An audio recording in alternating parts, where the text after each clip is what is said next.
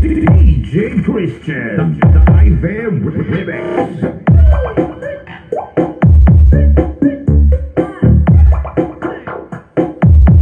Yo, what's up mga Call of Duty License Sound? So sa video na to is i-address natin yung tanong ni Sir Sam Alvarez. Sabi niya dito, Sir, next sa equalizer, paano setting matigas na bass? Salamat, sana mapansin mo ko. Ayun. So ayun sir, no, tatapatin na kita.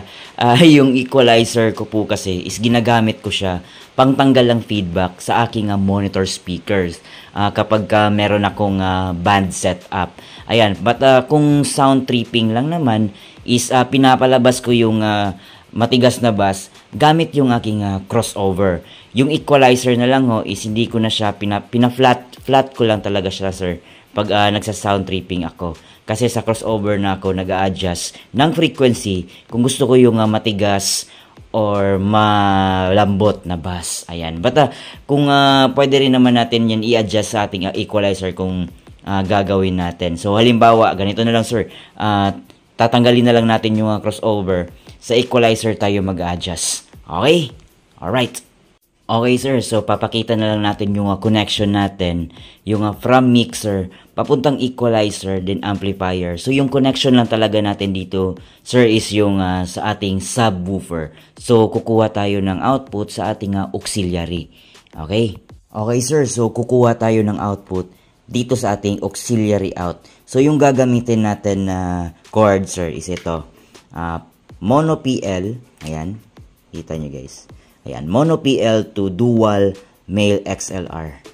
Ito siya guys. So, parang splitter siya sir. Ayan, splitter lang siya. Okay. So, itong PL natin sir, saksak natin dito sa aux out. Ayan. Tapos yung dulo sa ating equalizer. Okay, so tapos pasok natin sa input ng ating equalizer. Then, kumuha pa tayo ng dalawang XLR na male to female. Ayan. So, mag-out tayo from XLR. Ay, pa. From equalizer. Ayun. Kakamali pa eh. Ayan. Tapos, ang dulo nito, sir, is papunta na ng ating amplifier. Alright. Okay, so from left, papuntang input A. Ayan. Tapos yung right, papuntang input B. Ayan. Tapos yung settings ko sa likod sir is naka-ground, naka 0.77 volts, tapos naka-pass, and then naka-stereo. Ayan. Kahit di nyo tinatanong, hindi totoo yan, sasagutin ko. Alright. So ayan sir, papakita ko sa inyo yung harap ng aking equalizer. Ito na yun. So usually sir, yung bass natin is nag-occupy. Typically, nag-occupy siya around dito 60 hanggang 250. So, iangat ko na lang sir para mas makita nyo. Ayan. Ayan. So, dyan naglalaro yung sub natin sir. Kasi yung from 40 to 20 Hz, hindi na masyadong naririnig ng human ear natin. Medyo nararamdaman naman konti, pero hindi na naririnig. Usually, start na yan siya sa 60 to 200. Yun yung sa experience ko, sir. My own opinion to. Ayan. Anyway, yung hinahanap natin dito is yung hard kick. Yun yung kasi nga concern natin dito. So, kung gusto mo yung hard kick, sir, i-boost mo itong from 100 to 250. So, yun yung hard kick natin. So, kung equalizer lang yung gamit nyo, tapos wala kayong crossover. So, ang gagawin nyo na lang is i-boost nyo to, yung 60 to 250, or baba mo tong konti yung 60, paangat mo ng 70. Wala kasing 70, 60 to 80 na kasi sir. 31 band nga pala tong equalizer natin. Tapos naka-boost na yung 100, 125, 160, 200, and 250. Ayan, naka-boost. Tapos, dahan-dahan na siyang pababa, sir. Hanggang, ayan. So, baba na to lahat. Ayan. Hanggang sa dulo. Kung sa woofer, hindi na kasi tutunog kasi walang boses yung subwoofer. And itong 40, sir, i-down na lang natin. Ayan. or pindutin natin tong low cut. Ayan, meron kasing low cut dito. Low cut at saka yung tapat niya is yung range na plus and minus 12. So, pipindutin mo lang tong low cut, automatic, from 40 Hz below, ika-cut na niya. Ayan. So, ang i-boost mo na lang is itong, ayan. So, dahan-dahan pa angat. So, from ito 50, konting angat dito, 63, 80, then yung 100, 125, 160, 200 to 50 nakaangat, then dahan-dahan ng pababa. Then, kung ano yung itsura ng ating left channel, kopyahin na lang natin. Okay. So, ganyan yung maging itsura ni sir. Ayan sir, so para mas klaro dito. Ayan. So, ito yung naging itsura natin sir, no? Yung ang iangat lang talaga natin is 100 hanggang 250. Kasi ito yung hard kick kasi sir eh. Ayan. So, yung 80, 63, and 50, dahan-dahan ng pababa. At saka itong 1250, 315, 400, at saka hanggang sa dulo, wala na. Baba na yan. Okay, so para naka-curve ng paangat, and then pababa. So, kung ano yung itsura dito sir, gayahan na lang natin dito sa right channel. Alright, so sound check natin. Let's go! Klaruhin ko lang sir ha, wala tayong crossover, kundi ano lang talaga to, equalizer. Ayan. Kung wala kayong crossover at saka equalizer lang talaga yung gamit nyo, so ganito yung remedyo natin. Ayan. Alright. Okay guys, so yung sa sound check natin is isang music lang. Eto, by DJ Christian Naive. Wow. You let the bass kick, that'll mix. Para walang copyright. Hindi totoo yan.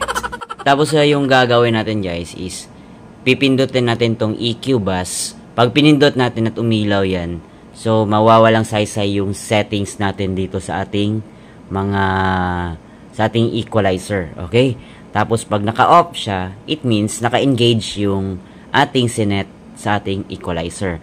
So, ite-turn on, then turn off ang yung gagawin natin, sir, para ma-differentiate mo yung kaibahan nung merong or ganitong setup at walang ganitong setup. Okay? So, yung ating volume lang sa ating equalizer is naka 0 dB lang. Tapos sa ating mixer, ayan, yung aux send natin naka 0 dB din. Ayan. Tapos dito din sa ating auxiliary port para sa ating ditong channel 1, naka 0 dB din. Ayan. So, hindi masyadong malakas, sir, para marinig natin yung audio quality talaga. Kasi kung masyado na malakas, magde-distort na kasi hindi na kaya ng cellphone ko yung pressure ng audio output. Bola lang yan. Alright. Tapos sa sa amplifier natin, naka 3 o'clock lang. Hindi ko na sinagad. Okay? For sound demo purposes lang naman. Sa ating ginawang setup ng ating equalizer. Okay sir, so gumamit lang kayo ng headset para mas klaro yung audio natin. So, start na tayo. Let's go!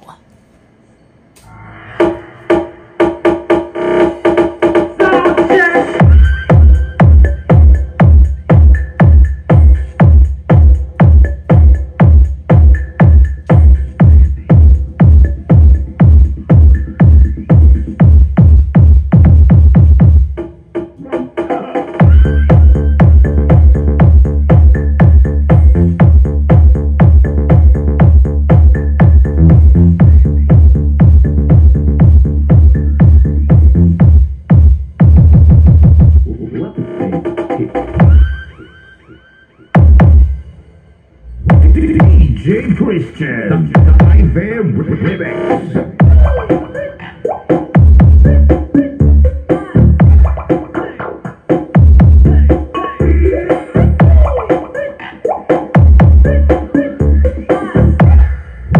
Basta Naive, the best.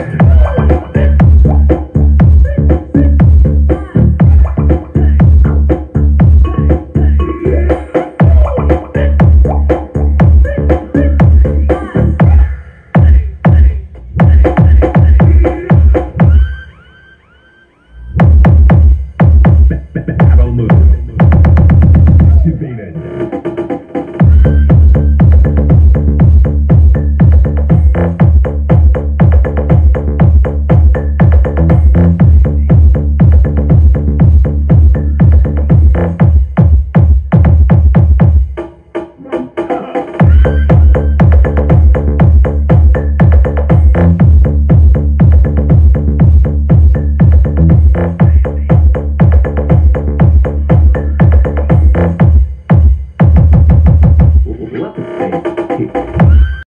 Ayan sir, so for me sir for me, mas maganda talaga na naka ganito yung setting sa hard kick. Ayan. So again, yung ginagawa ko kanina yung pagpindot at hindi pagpindot.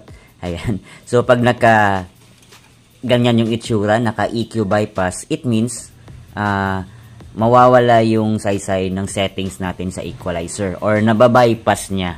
Ayan. So pag nakailaw. So pag turn off natin, it means naka-engage or gagana yung settings natin. Ayan. Baka malito kayo, sir. Kung ano yung ginagawa ko. Anyway, na-explain ko naman kanina. Okay, sir. Ayun yung sound check natin regarding sa tanong mo or concern mo sa paano pagpalabas ng hard kick bass gamit lang yung ating equalizer. So, yung iba, iba-iba tayo ng mga experience, iba-iba tayo ng mga na-research. Ayan. But for me, in my own experience, and sa aking pagre-research, yun yung aking explanation. Ayan. Again, hindi ako professional. Ito yung aking experience lang, sir. At ito ang parang fit para sa akin. At you can apply it to yourself kung okay din ba sa'yo. Ayan. So, tamang-tamang ano lang, experiment. Wow! Right. Okay. So, Sir Sam Alvarez, sana may natutunan tayo sa aking pag-demo. Ayan. Sana nakatulong ako, sir, sa iyong concern. Okay. So, hanggang sa susunod na sound check at demo ng ating sound system. Alright.